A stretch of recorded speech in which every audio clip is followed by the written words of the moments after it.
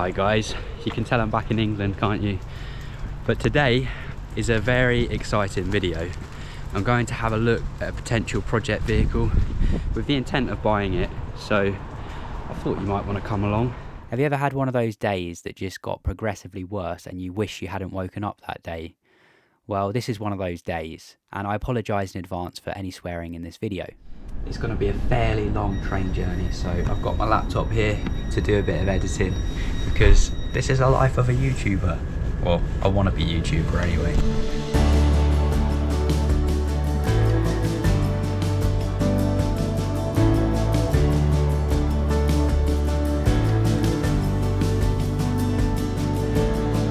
Not a star in the sky could steal your light. You are the diamond in the dark. No oceans out there can wash you away. There is no way that you can't break. The good in you makes a better me, and you're easily the best part I see. You're a fighter, you're a fighter. Now I see what life could be when you're standing next to me. You're a fighter, you're a fighter. I'm higher. One bus, 3 trains later, 5 hours had passed and I arrived in Plymouth. So I'm currently stranded in Plymouth because there is a train blocking the line into Cornwall. I need to get to Liskeard, which is the next stop I think, and unfortunately a train has broken down there. I mean, can't they just go around it, surely? And they say you shouldn't buy a vehicle in the dark, but at this rate I think I'm going to be potentially buying a vehicle in the dark. Luckily I've got my head torch in the bag, as you do. So it's now telling me to get a bus instead of the train, so I'm going to try and find the T1 and the T2 and the 17 or the 17A bus. Hopefully it's over here. I can't find the right bus. I'm going back to the train station. Oh well, what can you do?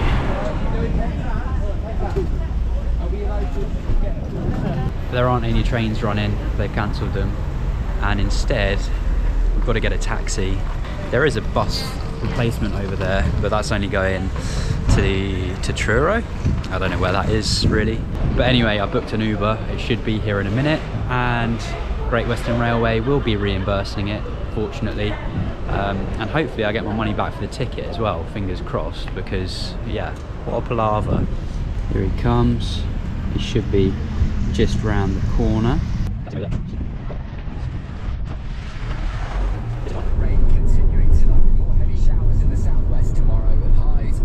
And just like that, the day turned into night, and I was in the middle of nowhere going to look at a van in the dark. Now, I'm not completely stupid. I did ask the guy to send me a couple of videos of the van during the daylight, going around all the chassis in the wheel arches, showing me the engine running, and I've studied those videos, but you can never really tell until you look at a vehicle in person. The last van I went to look at, I travelled for over 5 hours to see. It was an old Mercedes Sprinter. In the photos it looked great, but in person the chassis was completely rotten. It had holes all round the windscreen, and when you went in it for a test drive, it sounded like it was going to take off.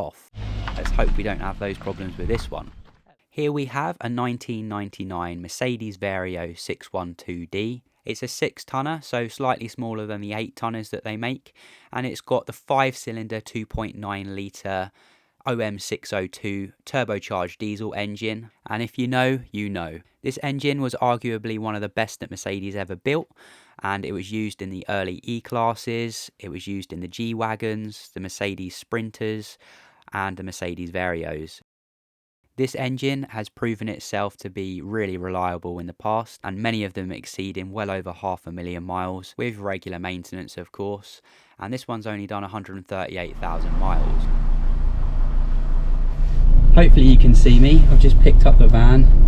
We're in the middle of Cornwall somewhere, and we're going to head back now. I'm taxed, I'm insured. Let's get comfortable. Yeah, that feels good. The heater's working, my brakes work,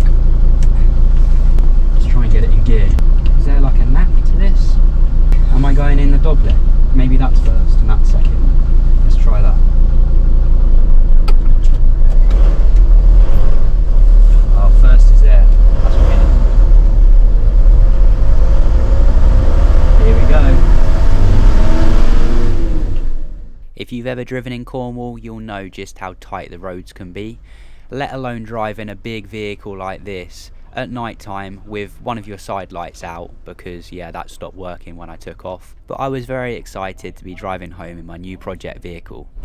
I am in love. This is lovely to drive. The steering is so light, it pulls really well.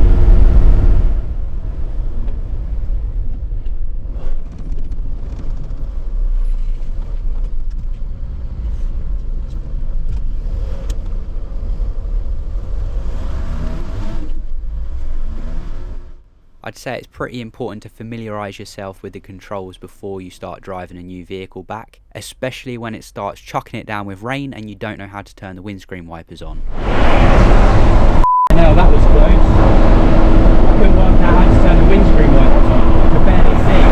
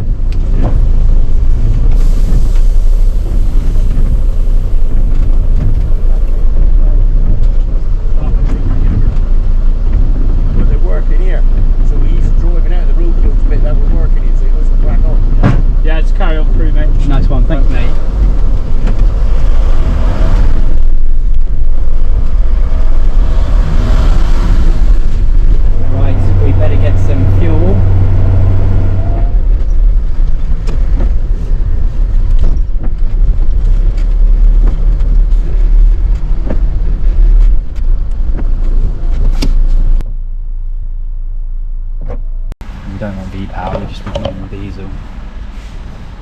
Welcome to Shell. Doesn't feel like it's even pumping. Supposedly it is.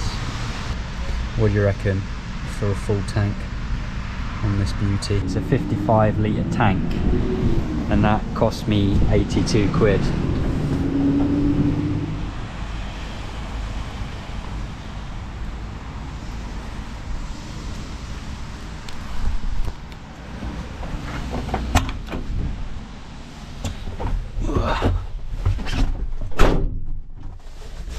Pretty tired and I've lost the keys already. There it is. Look at that old school key. I've only got one. For sake. Full tank.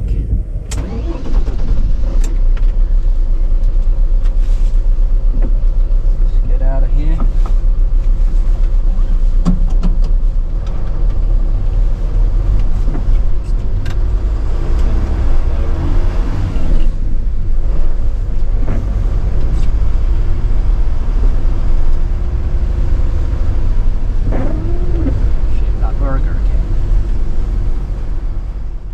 I definitely should have stopped and had Burger King because my night was about to get a whole lot worse. On the plus side, the radio was working, although it only worked on Classic FM.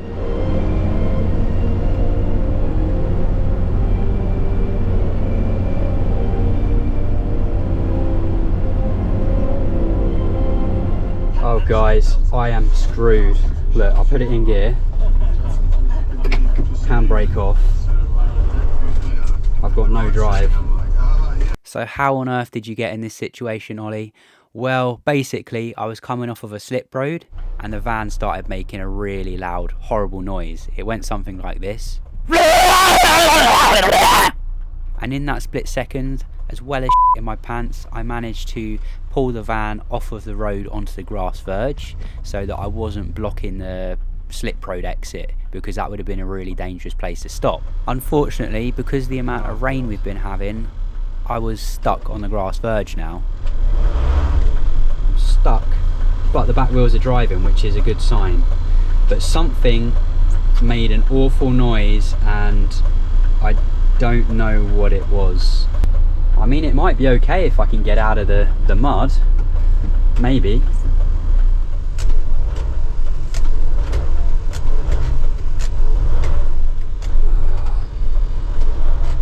Try and let some air out of the tyres, but I think, to be honest, I'm just sinking right now. Let's go and have a look, see what the back wheel's doing. I have phoned recovery, but they're going to take 2 hours to get here, so if I can get out in the meantime, then it's going to save me a hell of a lot of money. I just want to get back on the road. Well and truly stuck now. Tried to get out with sandbags, whatever I could find.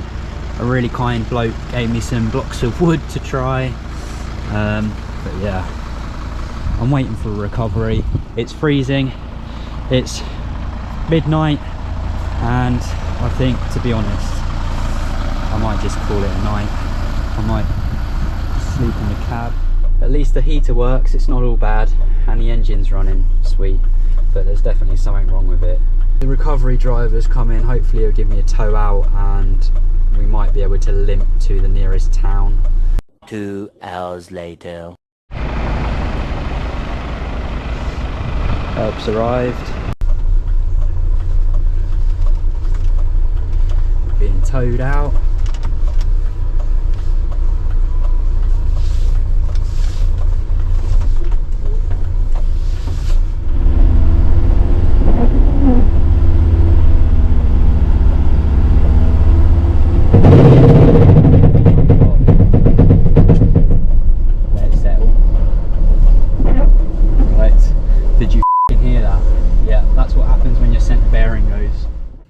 So we worked out it was a prop shaft centre bearing that had failed, and if that's the noise it was making at 5 miles an hour, imagine the noise it was making at 50 miles an hour coming off of a slip road. Just got to really, really gently drive it there, because any shunt of the prop and it will get caught up in the bearing carrier, and then it makes that awful noise. Yeah, it's really, really not good. Bad for the prop, it's bad for the diff, it's bad for the engine, it's bad for the gearbox. So we're just going to limp there. It's not too far to go. There's no traffic on the roads.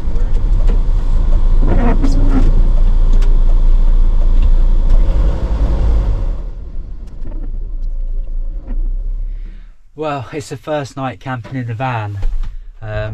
Not how I expected this to go, but there we go. Life happens, doesn't it? And I know what the problem is for tomorrow, for me to speak to the garage, and it shouldn't be too much to, it shouldn't cost too much to fix it. It's probably about an hour's work, maybe a couple of hours work, and a prop shaft centre bearing. Oh my goodness, but I can't drive 3.5 hours with a failed bearing. I'm exhausted, so I'm going to try and get some sleep somehow. It's quite a cosy cab though. I do like this van. Although it's caused me problems already, I love it. It's great, look at it. It's got so much character. I'm going to use my bag as a pillow, I think, and then just try and get a little bit of sleep so I don't feel too rough tomorrow. Well, it's already tomorrow, so I don't feel too rough in a little while.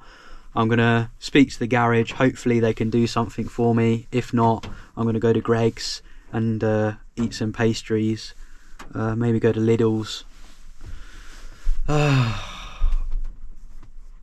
Yeah.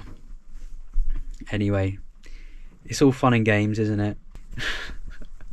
Good night. So I rested like this last night, and it's the morning, so let's see, fingers crossed, that this garage can replace my prop shaft centre bearing, and then I can try and make it home. Oh god. So I've made it to a commercial garage. I'm really hoping they're going to have a prop shaft centre bearing for my van, or be able to source one quickly so I can drive home. Fingers crossed. It's a new day, hopefully it's better than yesterday. I mean, it is chucking it down outside, but let me try and show you the prop shaft that's, or the centre bearing that's failed, and what's causing us the problem. So it's right in there. if I jump on the back, oh shit, slippery, careful. I don't want to give myself an injury. Prop shaft's bearing.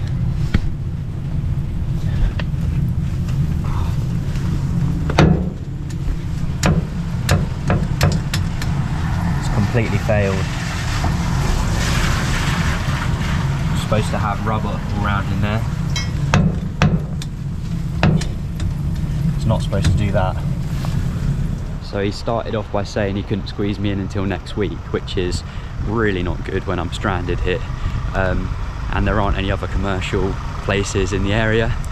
So he's really kindly said he'll have a look at it for me, and fingers crossed we can do something. If not, I'm buggered. I'm well and truly buggered. Here we are back at a train station. We are at Honiton train station now, and I'm going back home because I've had to leave my van there.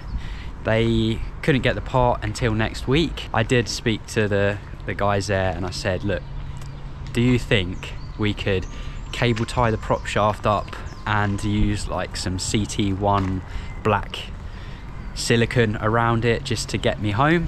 I thought that was quite a good idea, to be honest, but they said no, don't even risk it. It's not worth it because you'll just end up doing more damage, and they're quite right. So I'm going to leave it there and I'm going to pick it up in a couple of weeks, maybe next week if I get a chance, but I'm working next week, so I may not get a chance, or I may just leave it there and someone else can have that problem. Yeah, sick of it already. No, I'm just very sleep deprived. I was in the cab last night and it was freezing cold. It's fairly spacious though, I have to say. But yeah, freezing cold, and I was very thirsty, pretty hungry. I hadn't eaten all day, and now I've got a 4-hour train journey to get back home. I need a rest. So with that being said, I hope you've enjoyed my struggles in this video. If you have, please don't forget to give it a thumbs up. Consider subscribing to the channel if you're not already subscribed, and if you click that alarm bell and set notifications to all, you will be notified when I post new videos. And feel free to leave donations, because yeah, I'm very poor after this. As always, thank you so much for watching. I appreciate every single one of you that watches my videos. And if you would like to support the channel, you can always buy me a coffee. That's greatly received, and it goes towards funding these projects and all the mishaps that I do have along the way. And hopefully I'll see you in the next one, where I'll be attempting to pick up this Mercedes Vario once more. Fingers crossed it actually makes it home next time, and then I can give you the proper tour and explain to you what I plan on doing with it. But until then, bye for now and take care, guys.